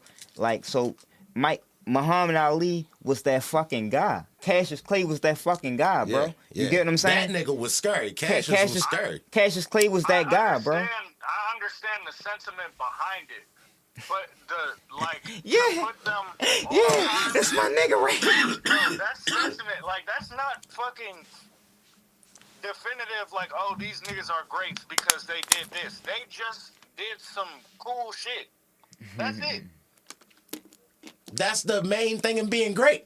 So, that's the main ingredient. So you did some cool shit. Is how good you were at your peak. We don't know how good they were at their peak because at their peak, they didn't fight the other niggas that were at their peak. Who? Who did? Hey, yo, Mike Tyson, they was both undisputed. I ain't gonna say that about Ali, because Ali did a lot. But Mike Tyson, nigga, no. He was the undisputed champion at 22 years old. He fought a light heavyweight and an over-the-hill Larry Holmes. No, he didn't. He fought Trevor Berbick and, what's his name? The other nigga. 4-4, you tripping, bro. I ain't gonna lie, bro. You gotta go do your homework, bro. You gotta do your homework, bro. Yeah, you tripping on Mike, yo. Mike. What is Mike Tyson best win? It gotta be the Michael Spinks win for real. Like I will also Mike Tyson lost all the big fights for real, except the Michael Spinks joint. But yeah, like yo fought everybody. He just fought him late. and he wouldn't afford. They signed the Holyfield fight in '91, so it wasn't like he was ducking niggas. He got locked up for some shit he didn't do. That's some whole other shit. Look, hey, I really called though to talk about that Bud shit though, man. Oh yeah, okay. So yeah, like I thought. Go ahead. I just feel like Bud gold digging, and he trying to get in our pockets, man. Hey, bro, I don't think that, like, I respect him enough to think that, like, he not gonna go like no sucker, for one. And for two, like, his skill set, you know what I'm saying? Like, he deserved to be on this. Like, what? Go ahead. I don't want to. Yeah, he deserved to be on this level, bro. You get what I'm saying? So I respect that he trying to achieve some all-time great shit that we seen the all-time greatest do. I mean, all-time great fighters do. You young, bro, so you haven't seen niggas go up and wait and do the shit that niggas is doing now. And so, he just not no sucker, so he will do it. He crazy enough to do it. JC. Yeah. Do you feel like Crawford believes that he's gonna win this fight? I think that he can. I mean, I think that he believe he can. Hey, 4-4. You don't think that he can win? No, based off of the shit that he said on record. He was saying, I won't fight above 154. He was saying, they asked him specifically about Canelo. He was like, I don't know about that. I probably would never fight him because I respect the weight classes. That he's fighting at 168. He said maybe at a catch weight at like 158, 160 or something. Maybe. Hey, yo, with new information comes new perspective. What new information, bro? This was 2 years ago. Hey, yo, Bomac probably was in that bitch and watching film and had an epiphany. If Bomac was watching film, then he should know that Bud cannot beat Canelo. Bomac is a fucking boxing genius. He knows goddamn well. Terrence Crawford is a boxing genius. These niggas know that he's gonna lose. Hey, yo, but if he's such a boxing genius, why you don't think he can go beat Canelo? Because Canelo's... What you think Canelo is? I mean, that's two boxing geniuses, though. But that's two. And Canelo been doing this shit way longer. Like, at the highest level, way longer. Yeah, so A44, you know I'm with you on who gonna win the fight. You know what I'm saying? Like, I think that, you know, Canelo gonna put him in his place. But at the same time, bro, I'm saying that I respect that a nigga trying to achieve what he trying to achieve. Like, we seen the boxers of the past do this. You just used to seeing it. You just used to seeing boxing in the last couple of years, say he bro. go in there and box his fucking head off, then what? Look, I could respect it if I felt like he was confident going into the fight. Like, when Jermell Charlo fought Canelo, I thought that he was going into the fight, like, just trying to prove himself. See, I thought the exact opposite. No, see, this is worse to me. I thought Jermell, no. Hey, yo, what was I saying the whole Canelo fight, yo? I was like, this nigga Jermell is happy as shit to be there. Every press conference, that nigga just kept saying how happy he was and thank you, Canelo, and all that. He fought like he was talking in the press conferences. I'm just happy to be here. He even cried after the loss and talked about how happy he was to be in that situation. Like, nah, he didn't come to fight or prove nothing to nobody. He came to get the check. We haven't seen Terrence Crawford in the press conferences, so I'm not talking about that. I'm talking about when the fight got signed. When the fight got signed, it made sense to me because Charlo had been called out Canelo. That's something like we thought we might see one day. Nobody ever thought about a Crawford and Canelo fight until 2023. Hey, yo, no, bro, I'm gonna tell you. I'm gonna tell you why. I'm gonna tell you how it happened, bro. Because Errol Spence and Canelo was always a realistic fight because Errol Spence is a little bigger than Crawford, and that was always a realistic fight. We thought was a little bigger than Crawford. No, he is bigger than him, bro. Just cause he bro, don't just cause he beat him, don't mean he's not if bigger anything, than him. them, He's bigger than him, bro. I'm not saying because he beat him. Them niggas got to be about around the same They size. not, bro. He's bigger than How him. big do you think Errol Spence walk around? 185, 180. And I think they both do. No, he walk around 170. So they Hell both, no. he's bigger than him, bro. It ain't no. I've seen Terrence Crawford step on the scale and be 175. Yeah, so he came in this last fight 171. I'm saying that Errol Spence walk around 180, 185. He bigger than him. That's all I'm saying, bro. That's He what he just came in he at the fight, he and we five just- he 5'10" pounds big. He's a naturally bigger human being than Terrence Crawford, bro. Right. Everybody knew that, bro. You get what I'm saying? He's a naturally bigger Terrence. Them niggas not about- them niggas about the same you size. thinking that Terrence Crawford is stronger than him? That's a different conversation. He might be stronger than him. I'm saying that we don't know how big Terrence Crawford is because he's clearly a lot bigger than what everybody been thinking this whole time. Hey, I got a question for Cheatham though, because I already asked JC about this. But what's the name? So when a nigga say there's weight classes for a reason, in reference to a bigger fighter, right? Yeah. That means that, and he says that I'm not gonna fight him, or probably not gonna fight him because I respect the weight classes. That means I'm not gonna fight this nigga because he too big and he gonna beat my ass, right? I mean, yeah, kinda. But go So ahead. that's what Terrence Crawford said about Canelo, and that's why I feel like this is a cash grab. Because if you already said he's too big, and basically he gonna whoop my ass if we fight, why are you making us pay for this fight? For one, I don't think he feared nobody. You get what I'm saying? It's I not don't think about fear. He'll fight that nigga knowing he gonna lose, but that doesn't satisfy me. Hey yo, I can't imagine him thinking he gonna lose. I can't imagine. I just think he gonna win. I think he gonna win. If don't nobody else think it, I damn sure think he do. Hey yo, that nigga got shot in the head and drove himself to the hospital. I don't think people scare him. I think he training like he ready to fuck Canelo up.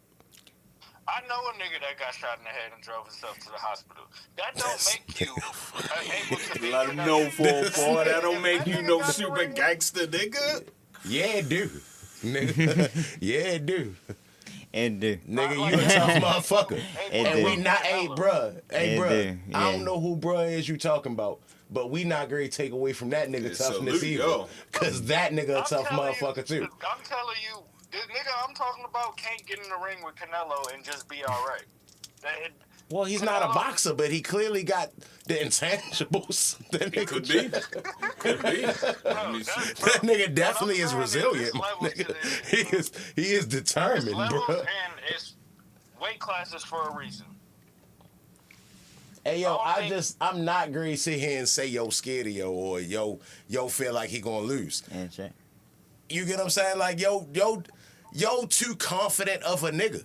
Like if you ever seen him in press conferences and in like little interviews and shit, he competitive as fuck at everything. Go throw a football or shoot a basketball or whatever niggas is doing.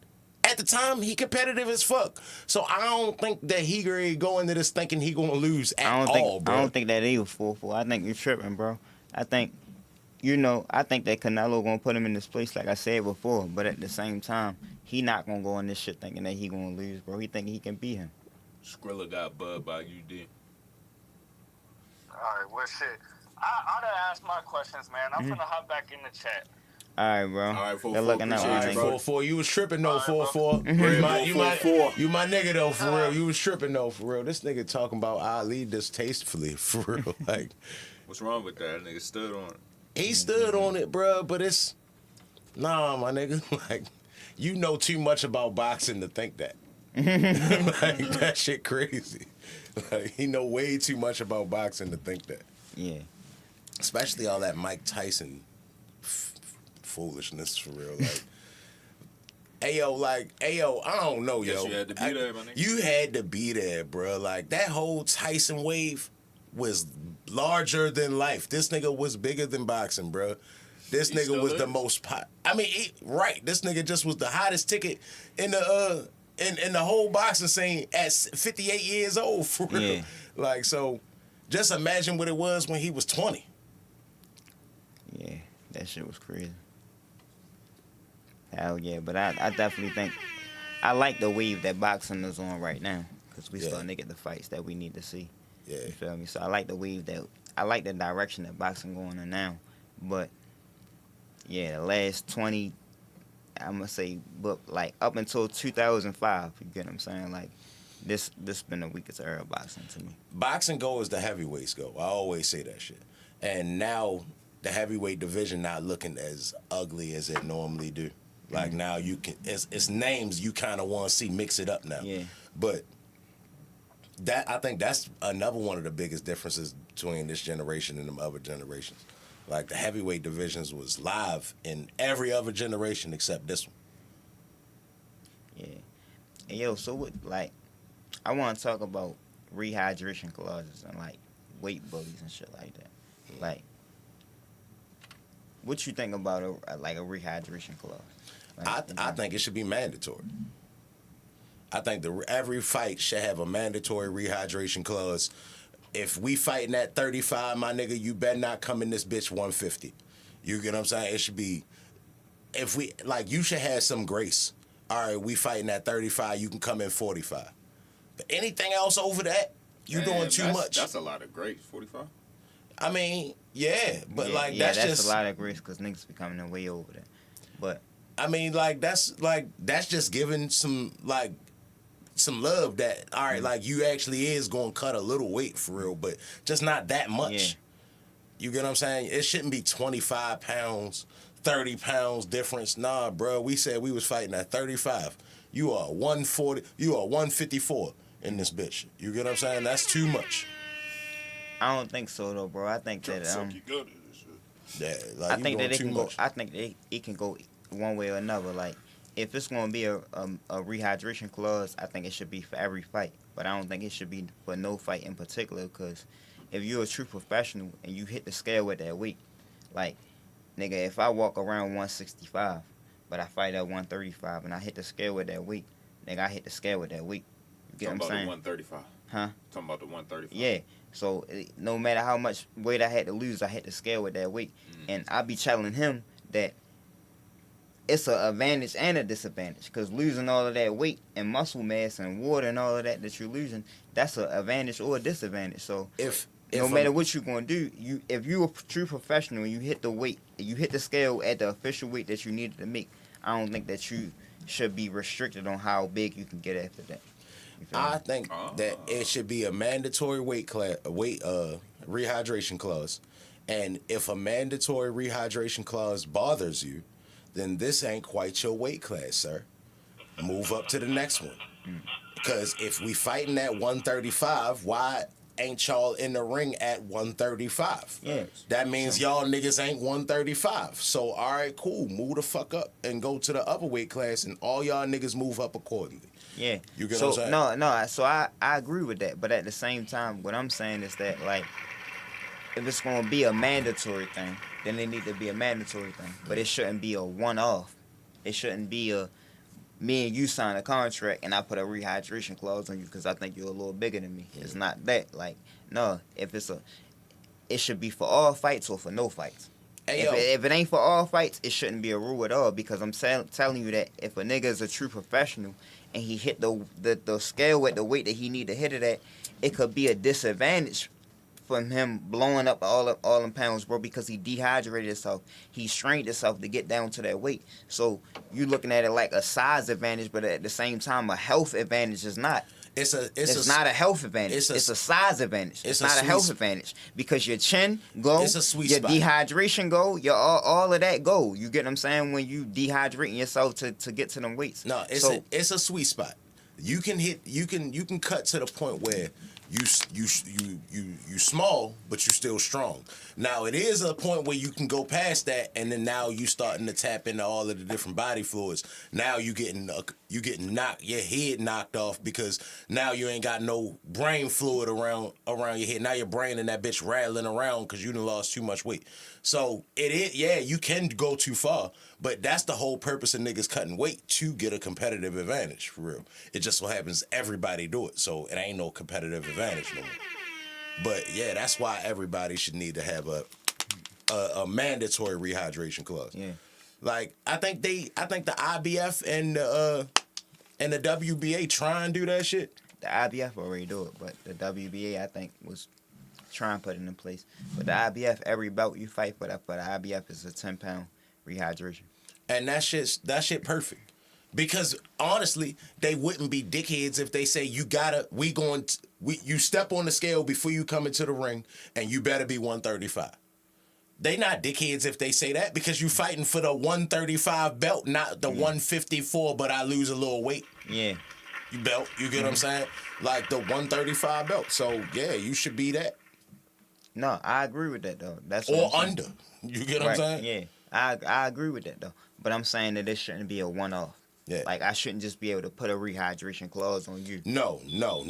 Everybody should have to do it. Yeah. Even if say it's just a one-off, it's just for this fight. We both gotta do it.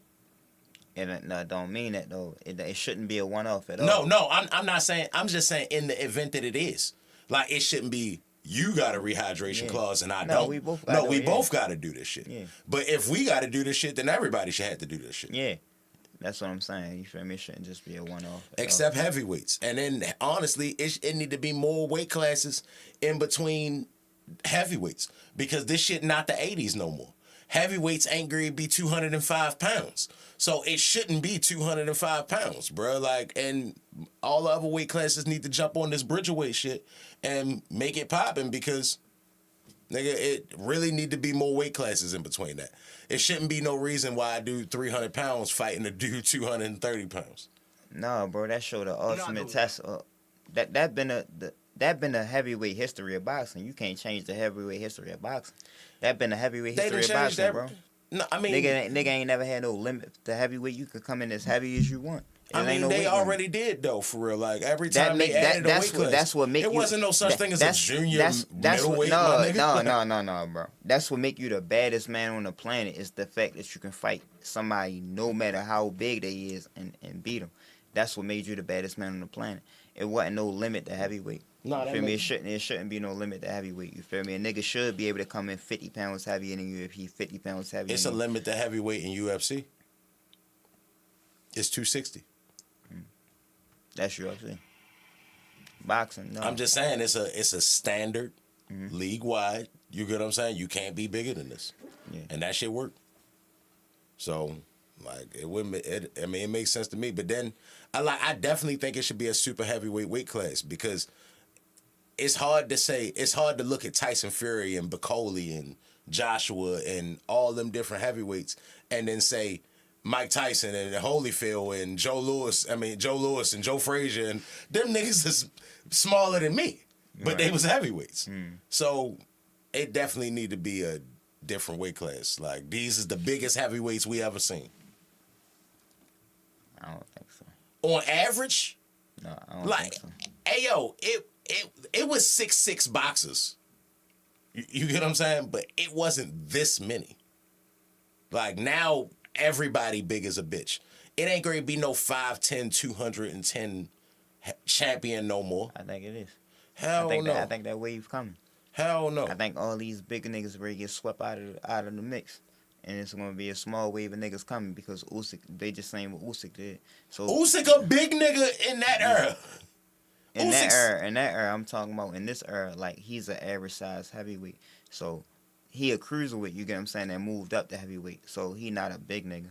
Like he's 6'3", 220 pounds. Every great 25 pounds. Every great from the 2000s on back, every great heavyweight is a cruiserweight. Now today.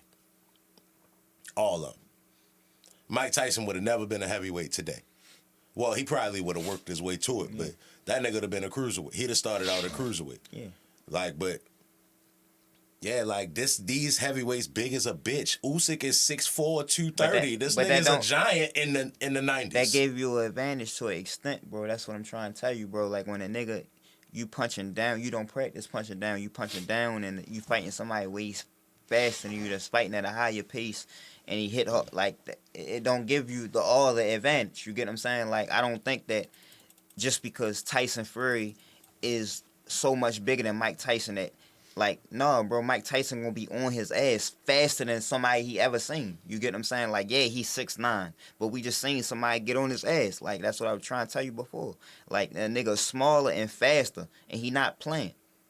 I don't see Mike on it though. Nigga smaller, faster, bro. He not playing, bro. He up on your ass. He moving his head. He walking you down, just like Usyk was doing him. Like, that's what I'm trying. It's like, so just you being bigger is not just. It's an advantage to an extent.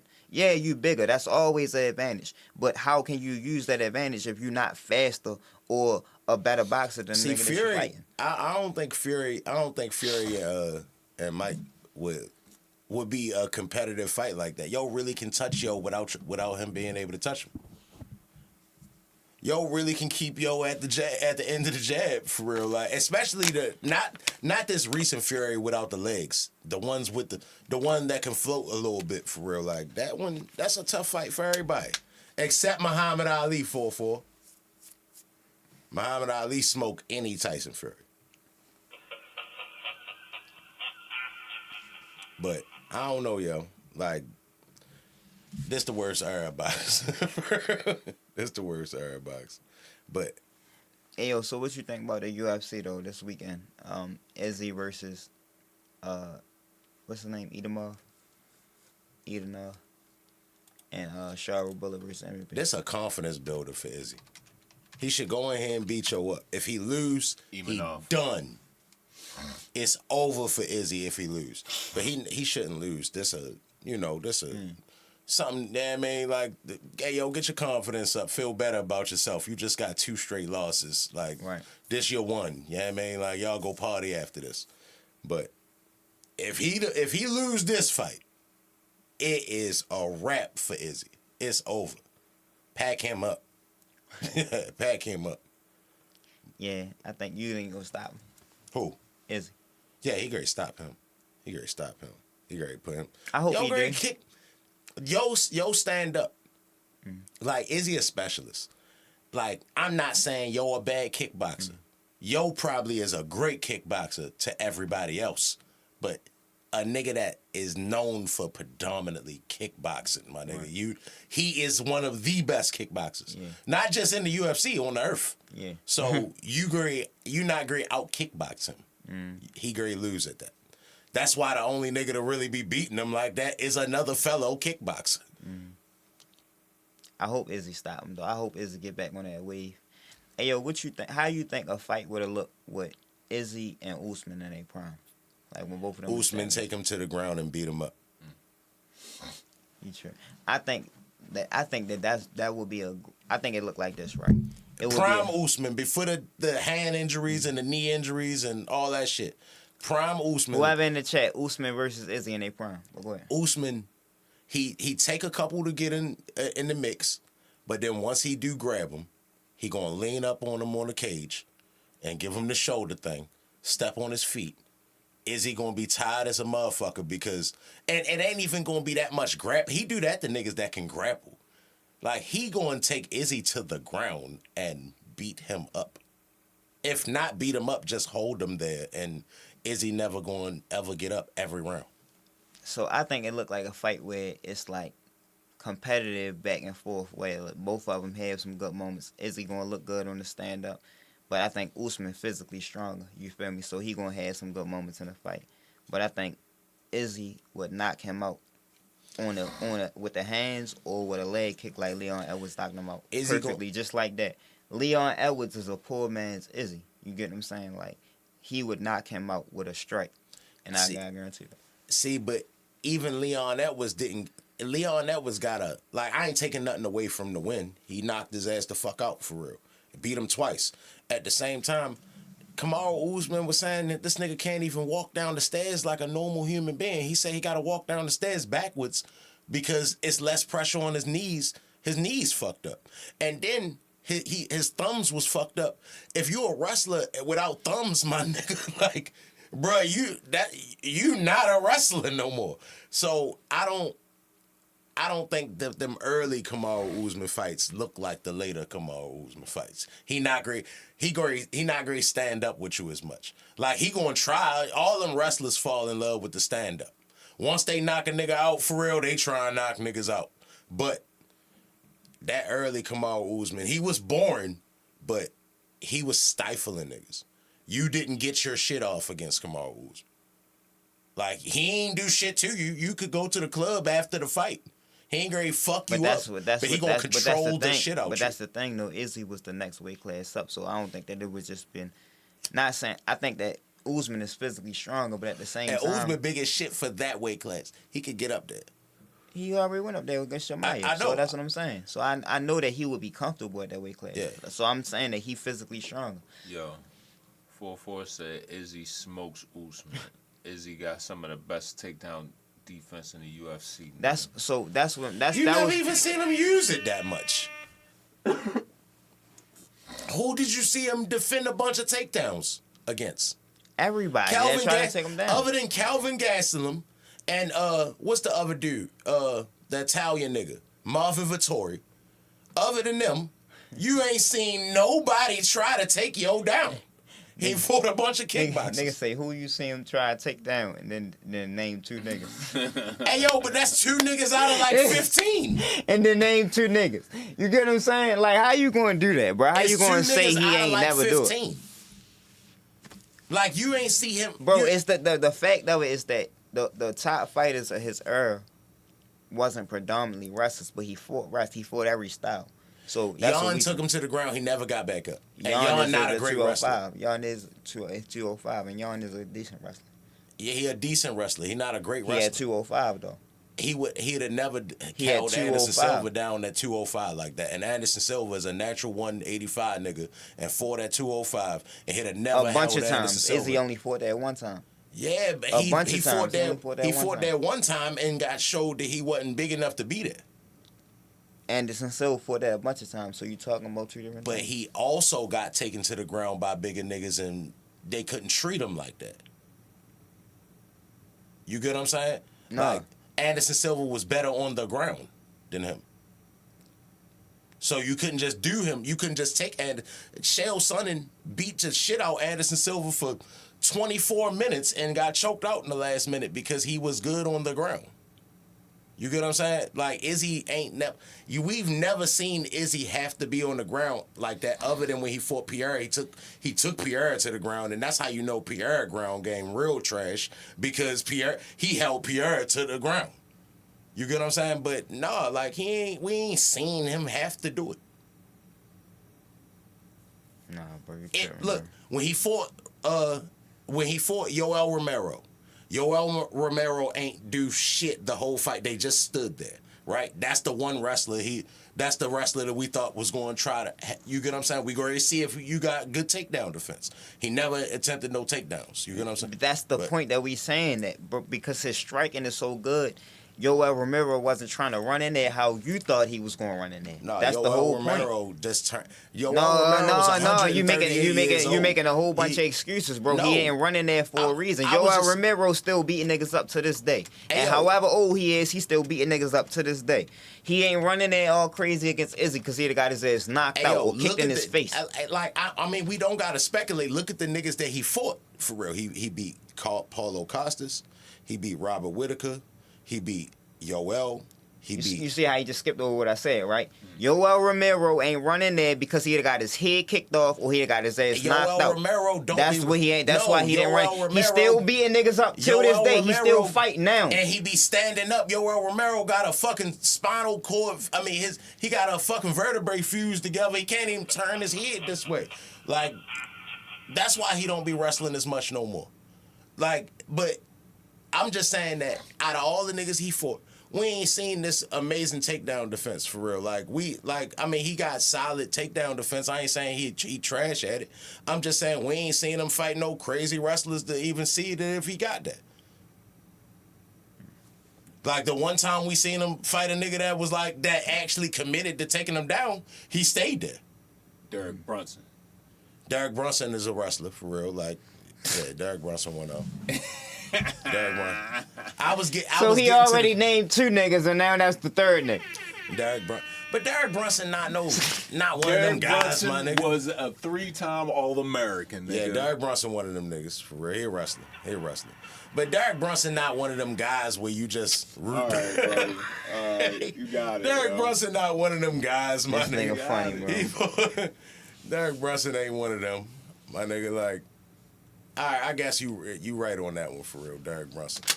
But yeah, yo, this nigga, like, we don't know for sure. He just got crazy takedown defense, bro. Like, he don't never be in that situation. The majority of the niggas he fighting stood up with him. Paulo Costa, all them niggas, the majority. And then he started losing to them niggas. He lost to Sean Strickland standing up.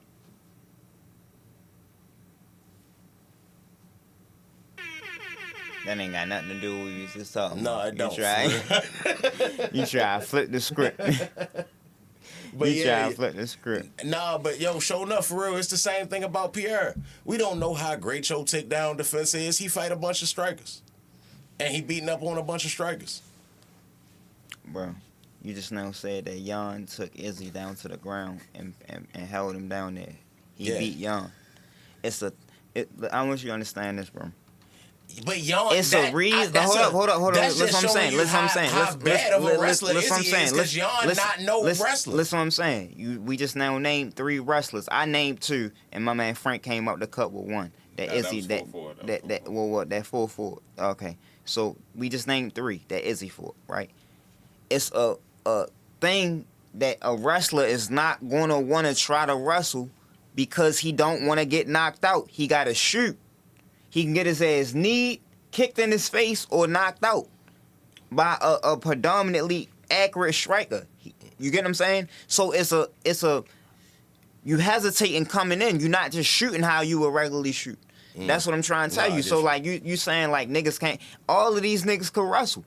Like these niggas could wrestle predominantly and could wrestle better than Izzy or Pierre, but they not shooting in there all crazy. And we ready to see how Uncle Ray do. But at the same time, Jan held Izzy to the ground, and that was the reason he won that fight.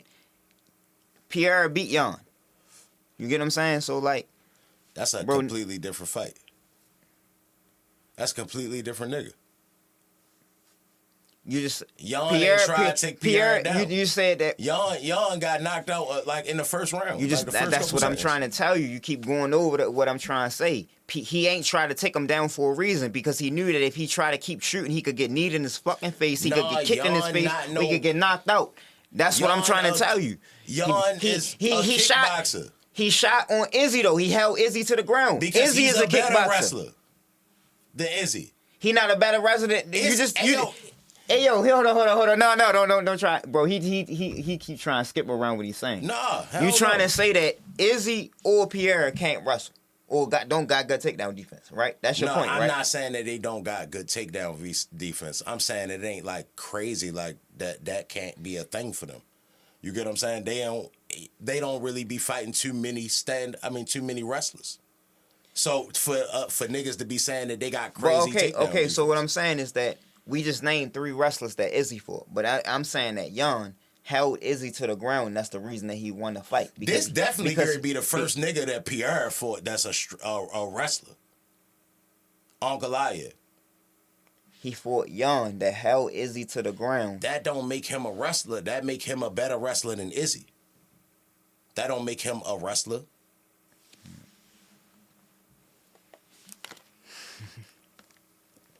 Cause Izzy, that was always the question. Like when Izzy first came, like, all right, how he gonna do with the grappling for real? He just was putting niggas out. Like when Izzy first came, like everybody know he's a fucking kickboxer. So that's the part that's the question mark. How he gonna do on the ground? And like, I think the UFC did a good job keeping him away from niggas that's gonna stay on the ground for real. But we just named 3 niggas that could wrestle. So who? Yeah, but so Derek Brunson all right. So name the nigga that he stayed away from. Nah, Izzy beat everybody. Izzy beat everybody, man. He beat everybody. Hey, bro, you funny as shit. Bro. He beat everybody. You funny as shit, bro. He beat everybody. Hey, yo, but they talking about Ilya Topuria versus Volkanovski too. I don't really want to see that, bro. I want to see Ilya, take Why on. not though? Cause I want to see Volkanovski get back in the mix, and I want to see Ilya on bigger shit right now. Volk deserve a rematch. Just because he Volk. You let him run that shit back, for real. Like, if you, everything you say you is, fuck him up again. But I think Volk done, but he deserve a rematch. Topuria, I think Topuria that guy, bro, and I want to see him fight Islam, or I want to see him fight Charles at 155. But if you fight at 145, I would rather see Diego Lopez or Evelev from Russia too. Volkanovski. I want to see Max run it back with Cho for real, because I think I think Max he don't get finished again for real. Like, I think Max beat him up the second time. I still ain't super sold on Yo. I swear to God, for real, like, I ain't super sold on Yo. You gonna be? Hey yo, he better not go up and try to fight Islam.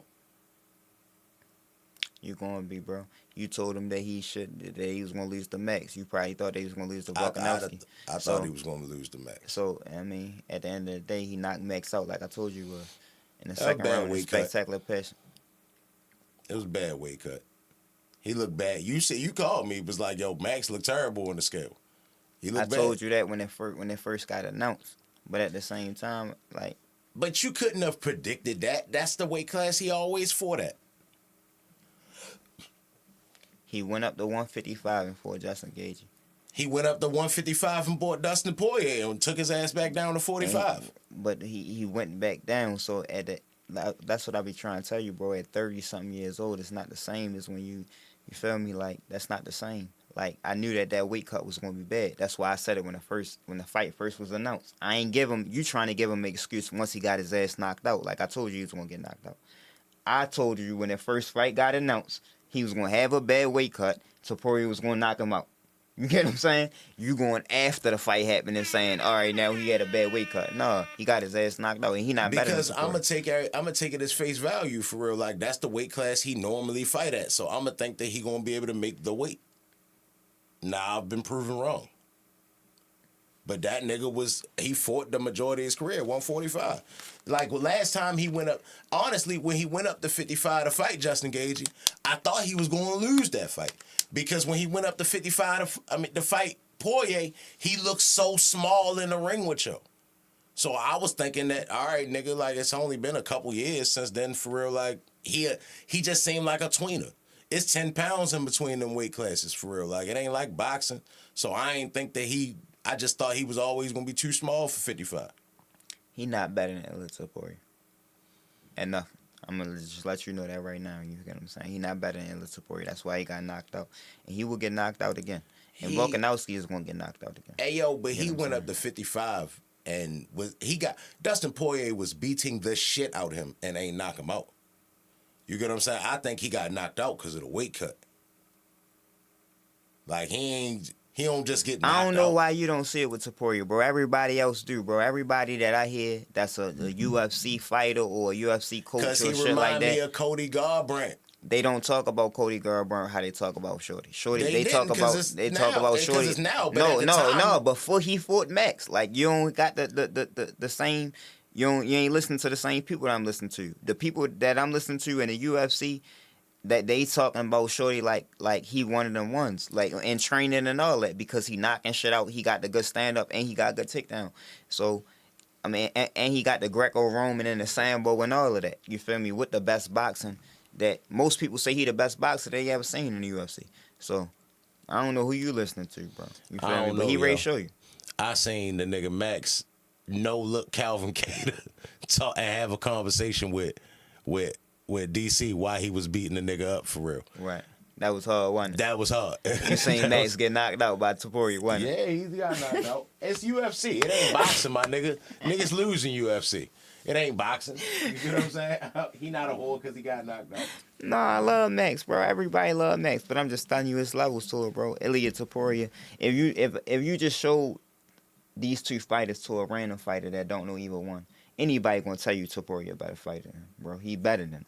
Like, you feel me? We just got respect for Max, and that's what I think Cheating doing. He got respect for Max, so he ain't trying to, throw him under the bus. Even if he didn't get knocked out, Ilya could have It's blocked out right there. Max and choked him out. He really a grappler. He just submissions is KO. Why you got Russell blocked out? Huh? Why you got Russell blocked It's out? cause it's a heart sign over there. I guess for me, I'm on YouTube, so I guess it's where I can like the shit from. Okay. But it's not. I couldn't see that. I got you. You get what I'm saying? Elliot better than him, bro. That's what they just now told you on there too. Yeah. Yeah. I mean, he the new guy for real. So yeah, niggas ain't is he on the the- train for he real. But better I don't than see him, it. bro. I don't see it, my nigga. I don't see it. I feel like this Cody Garbrandt shit all over again for real. Like he a better wrestler than Cody. I mean, Cody Garbrandt was a good wrestler too.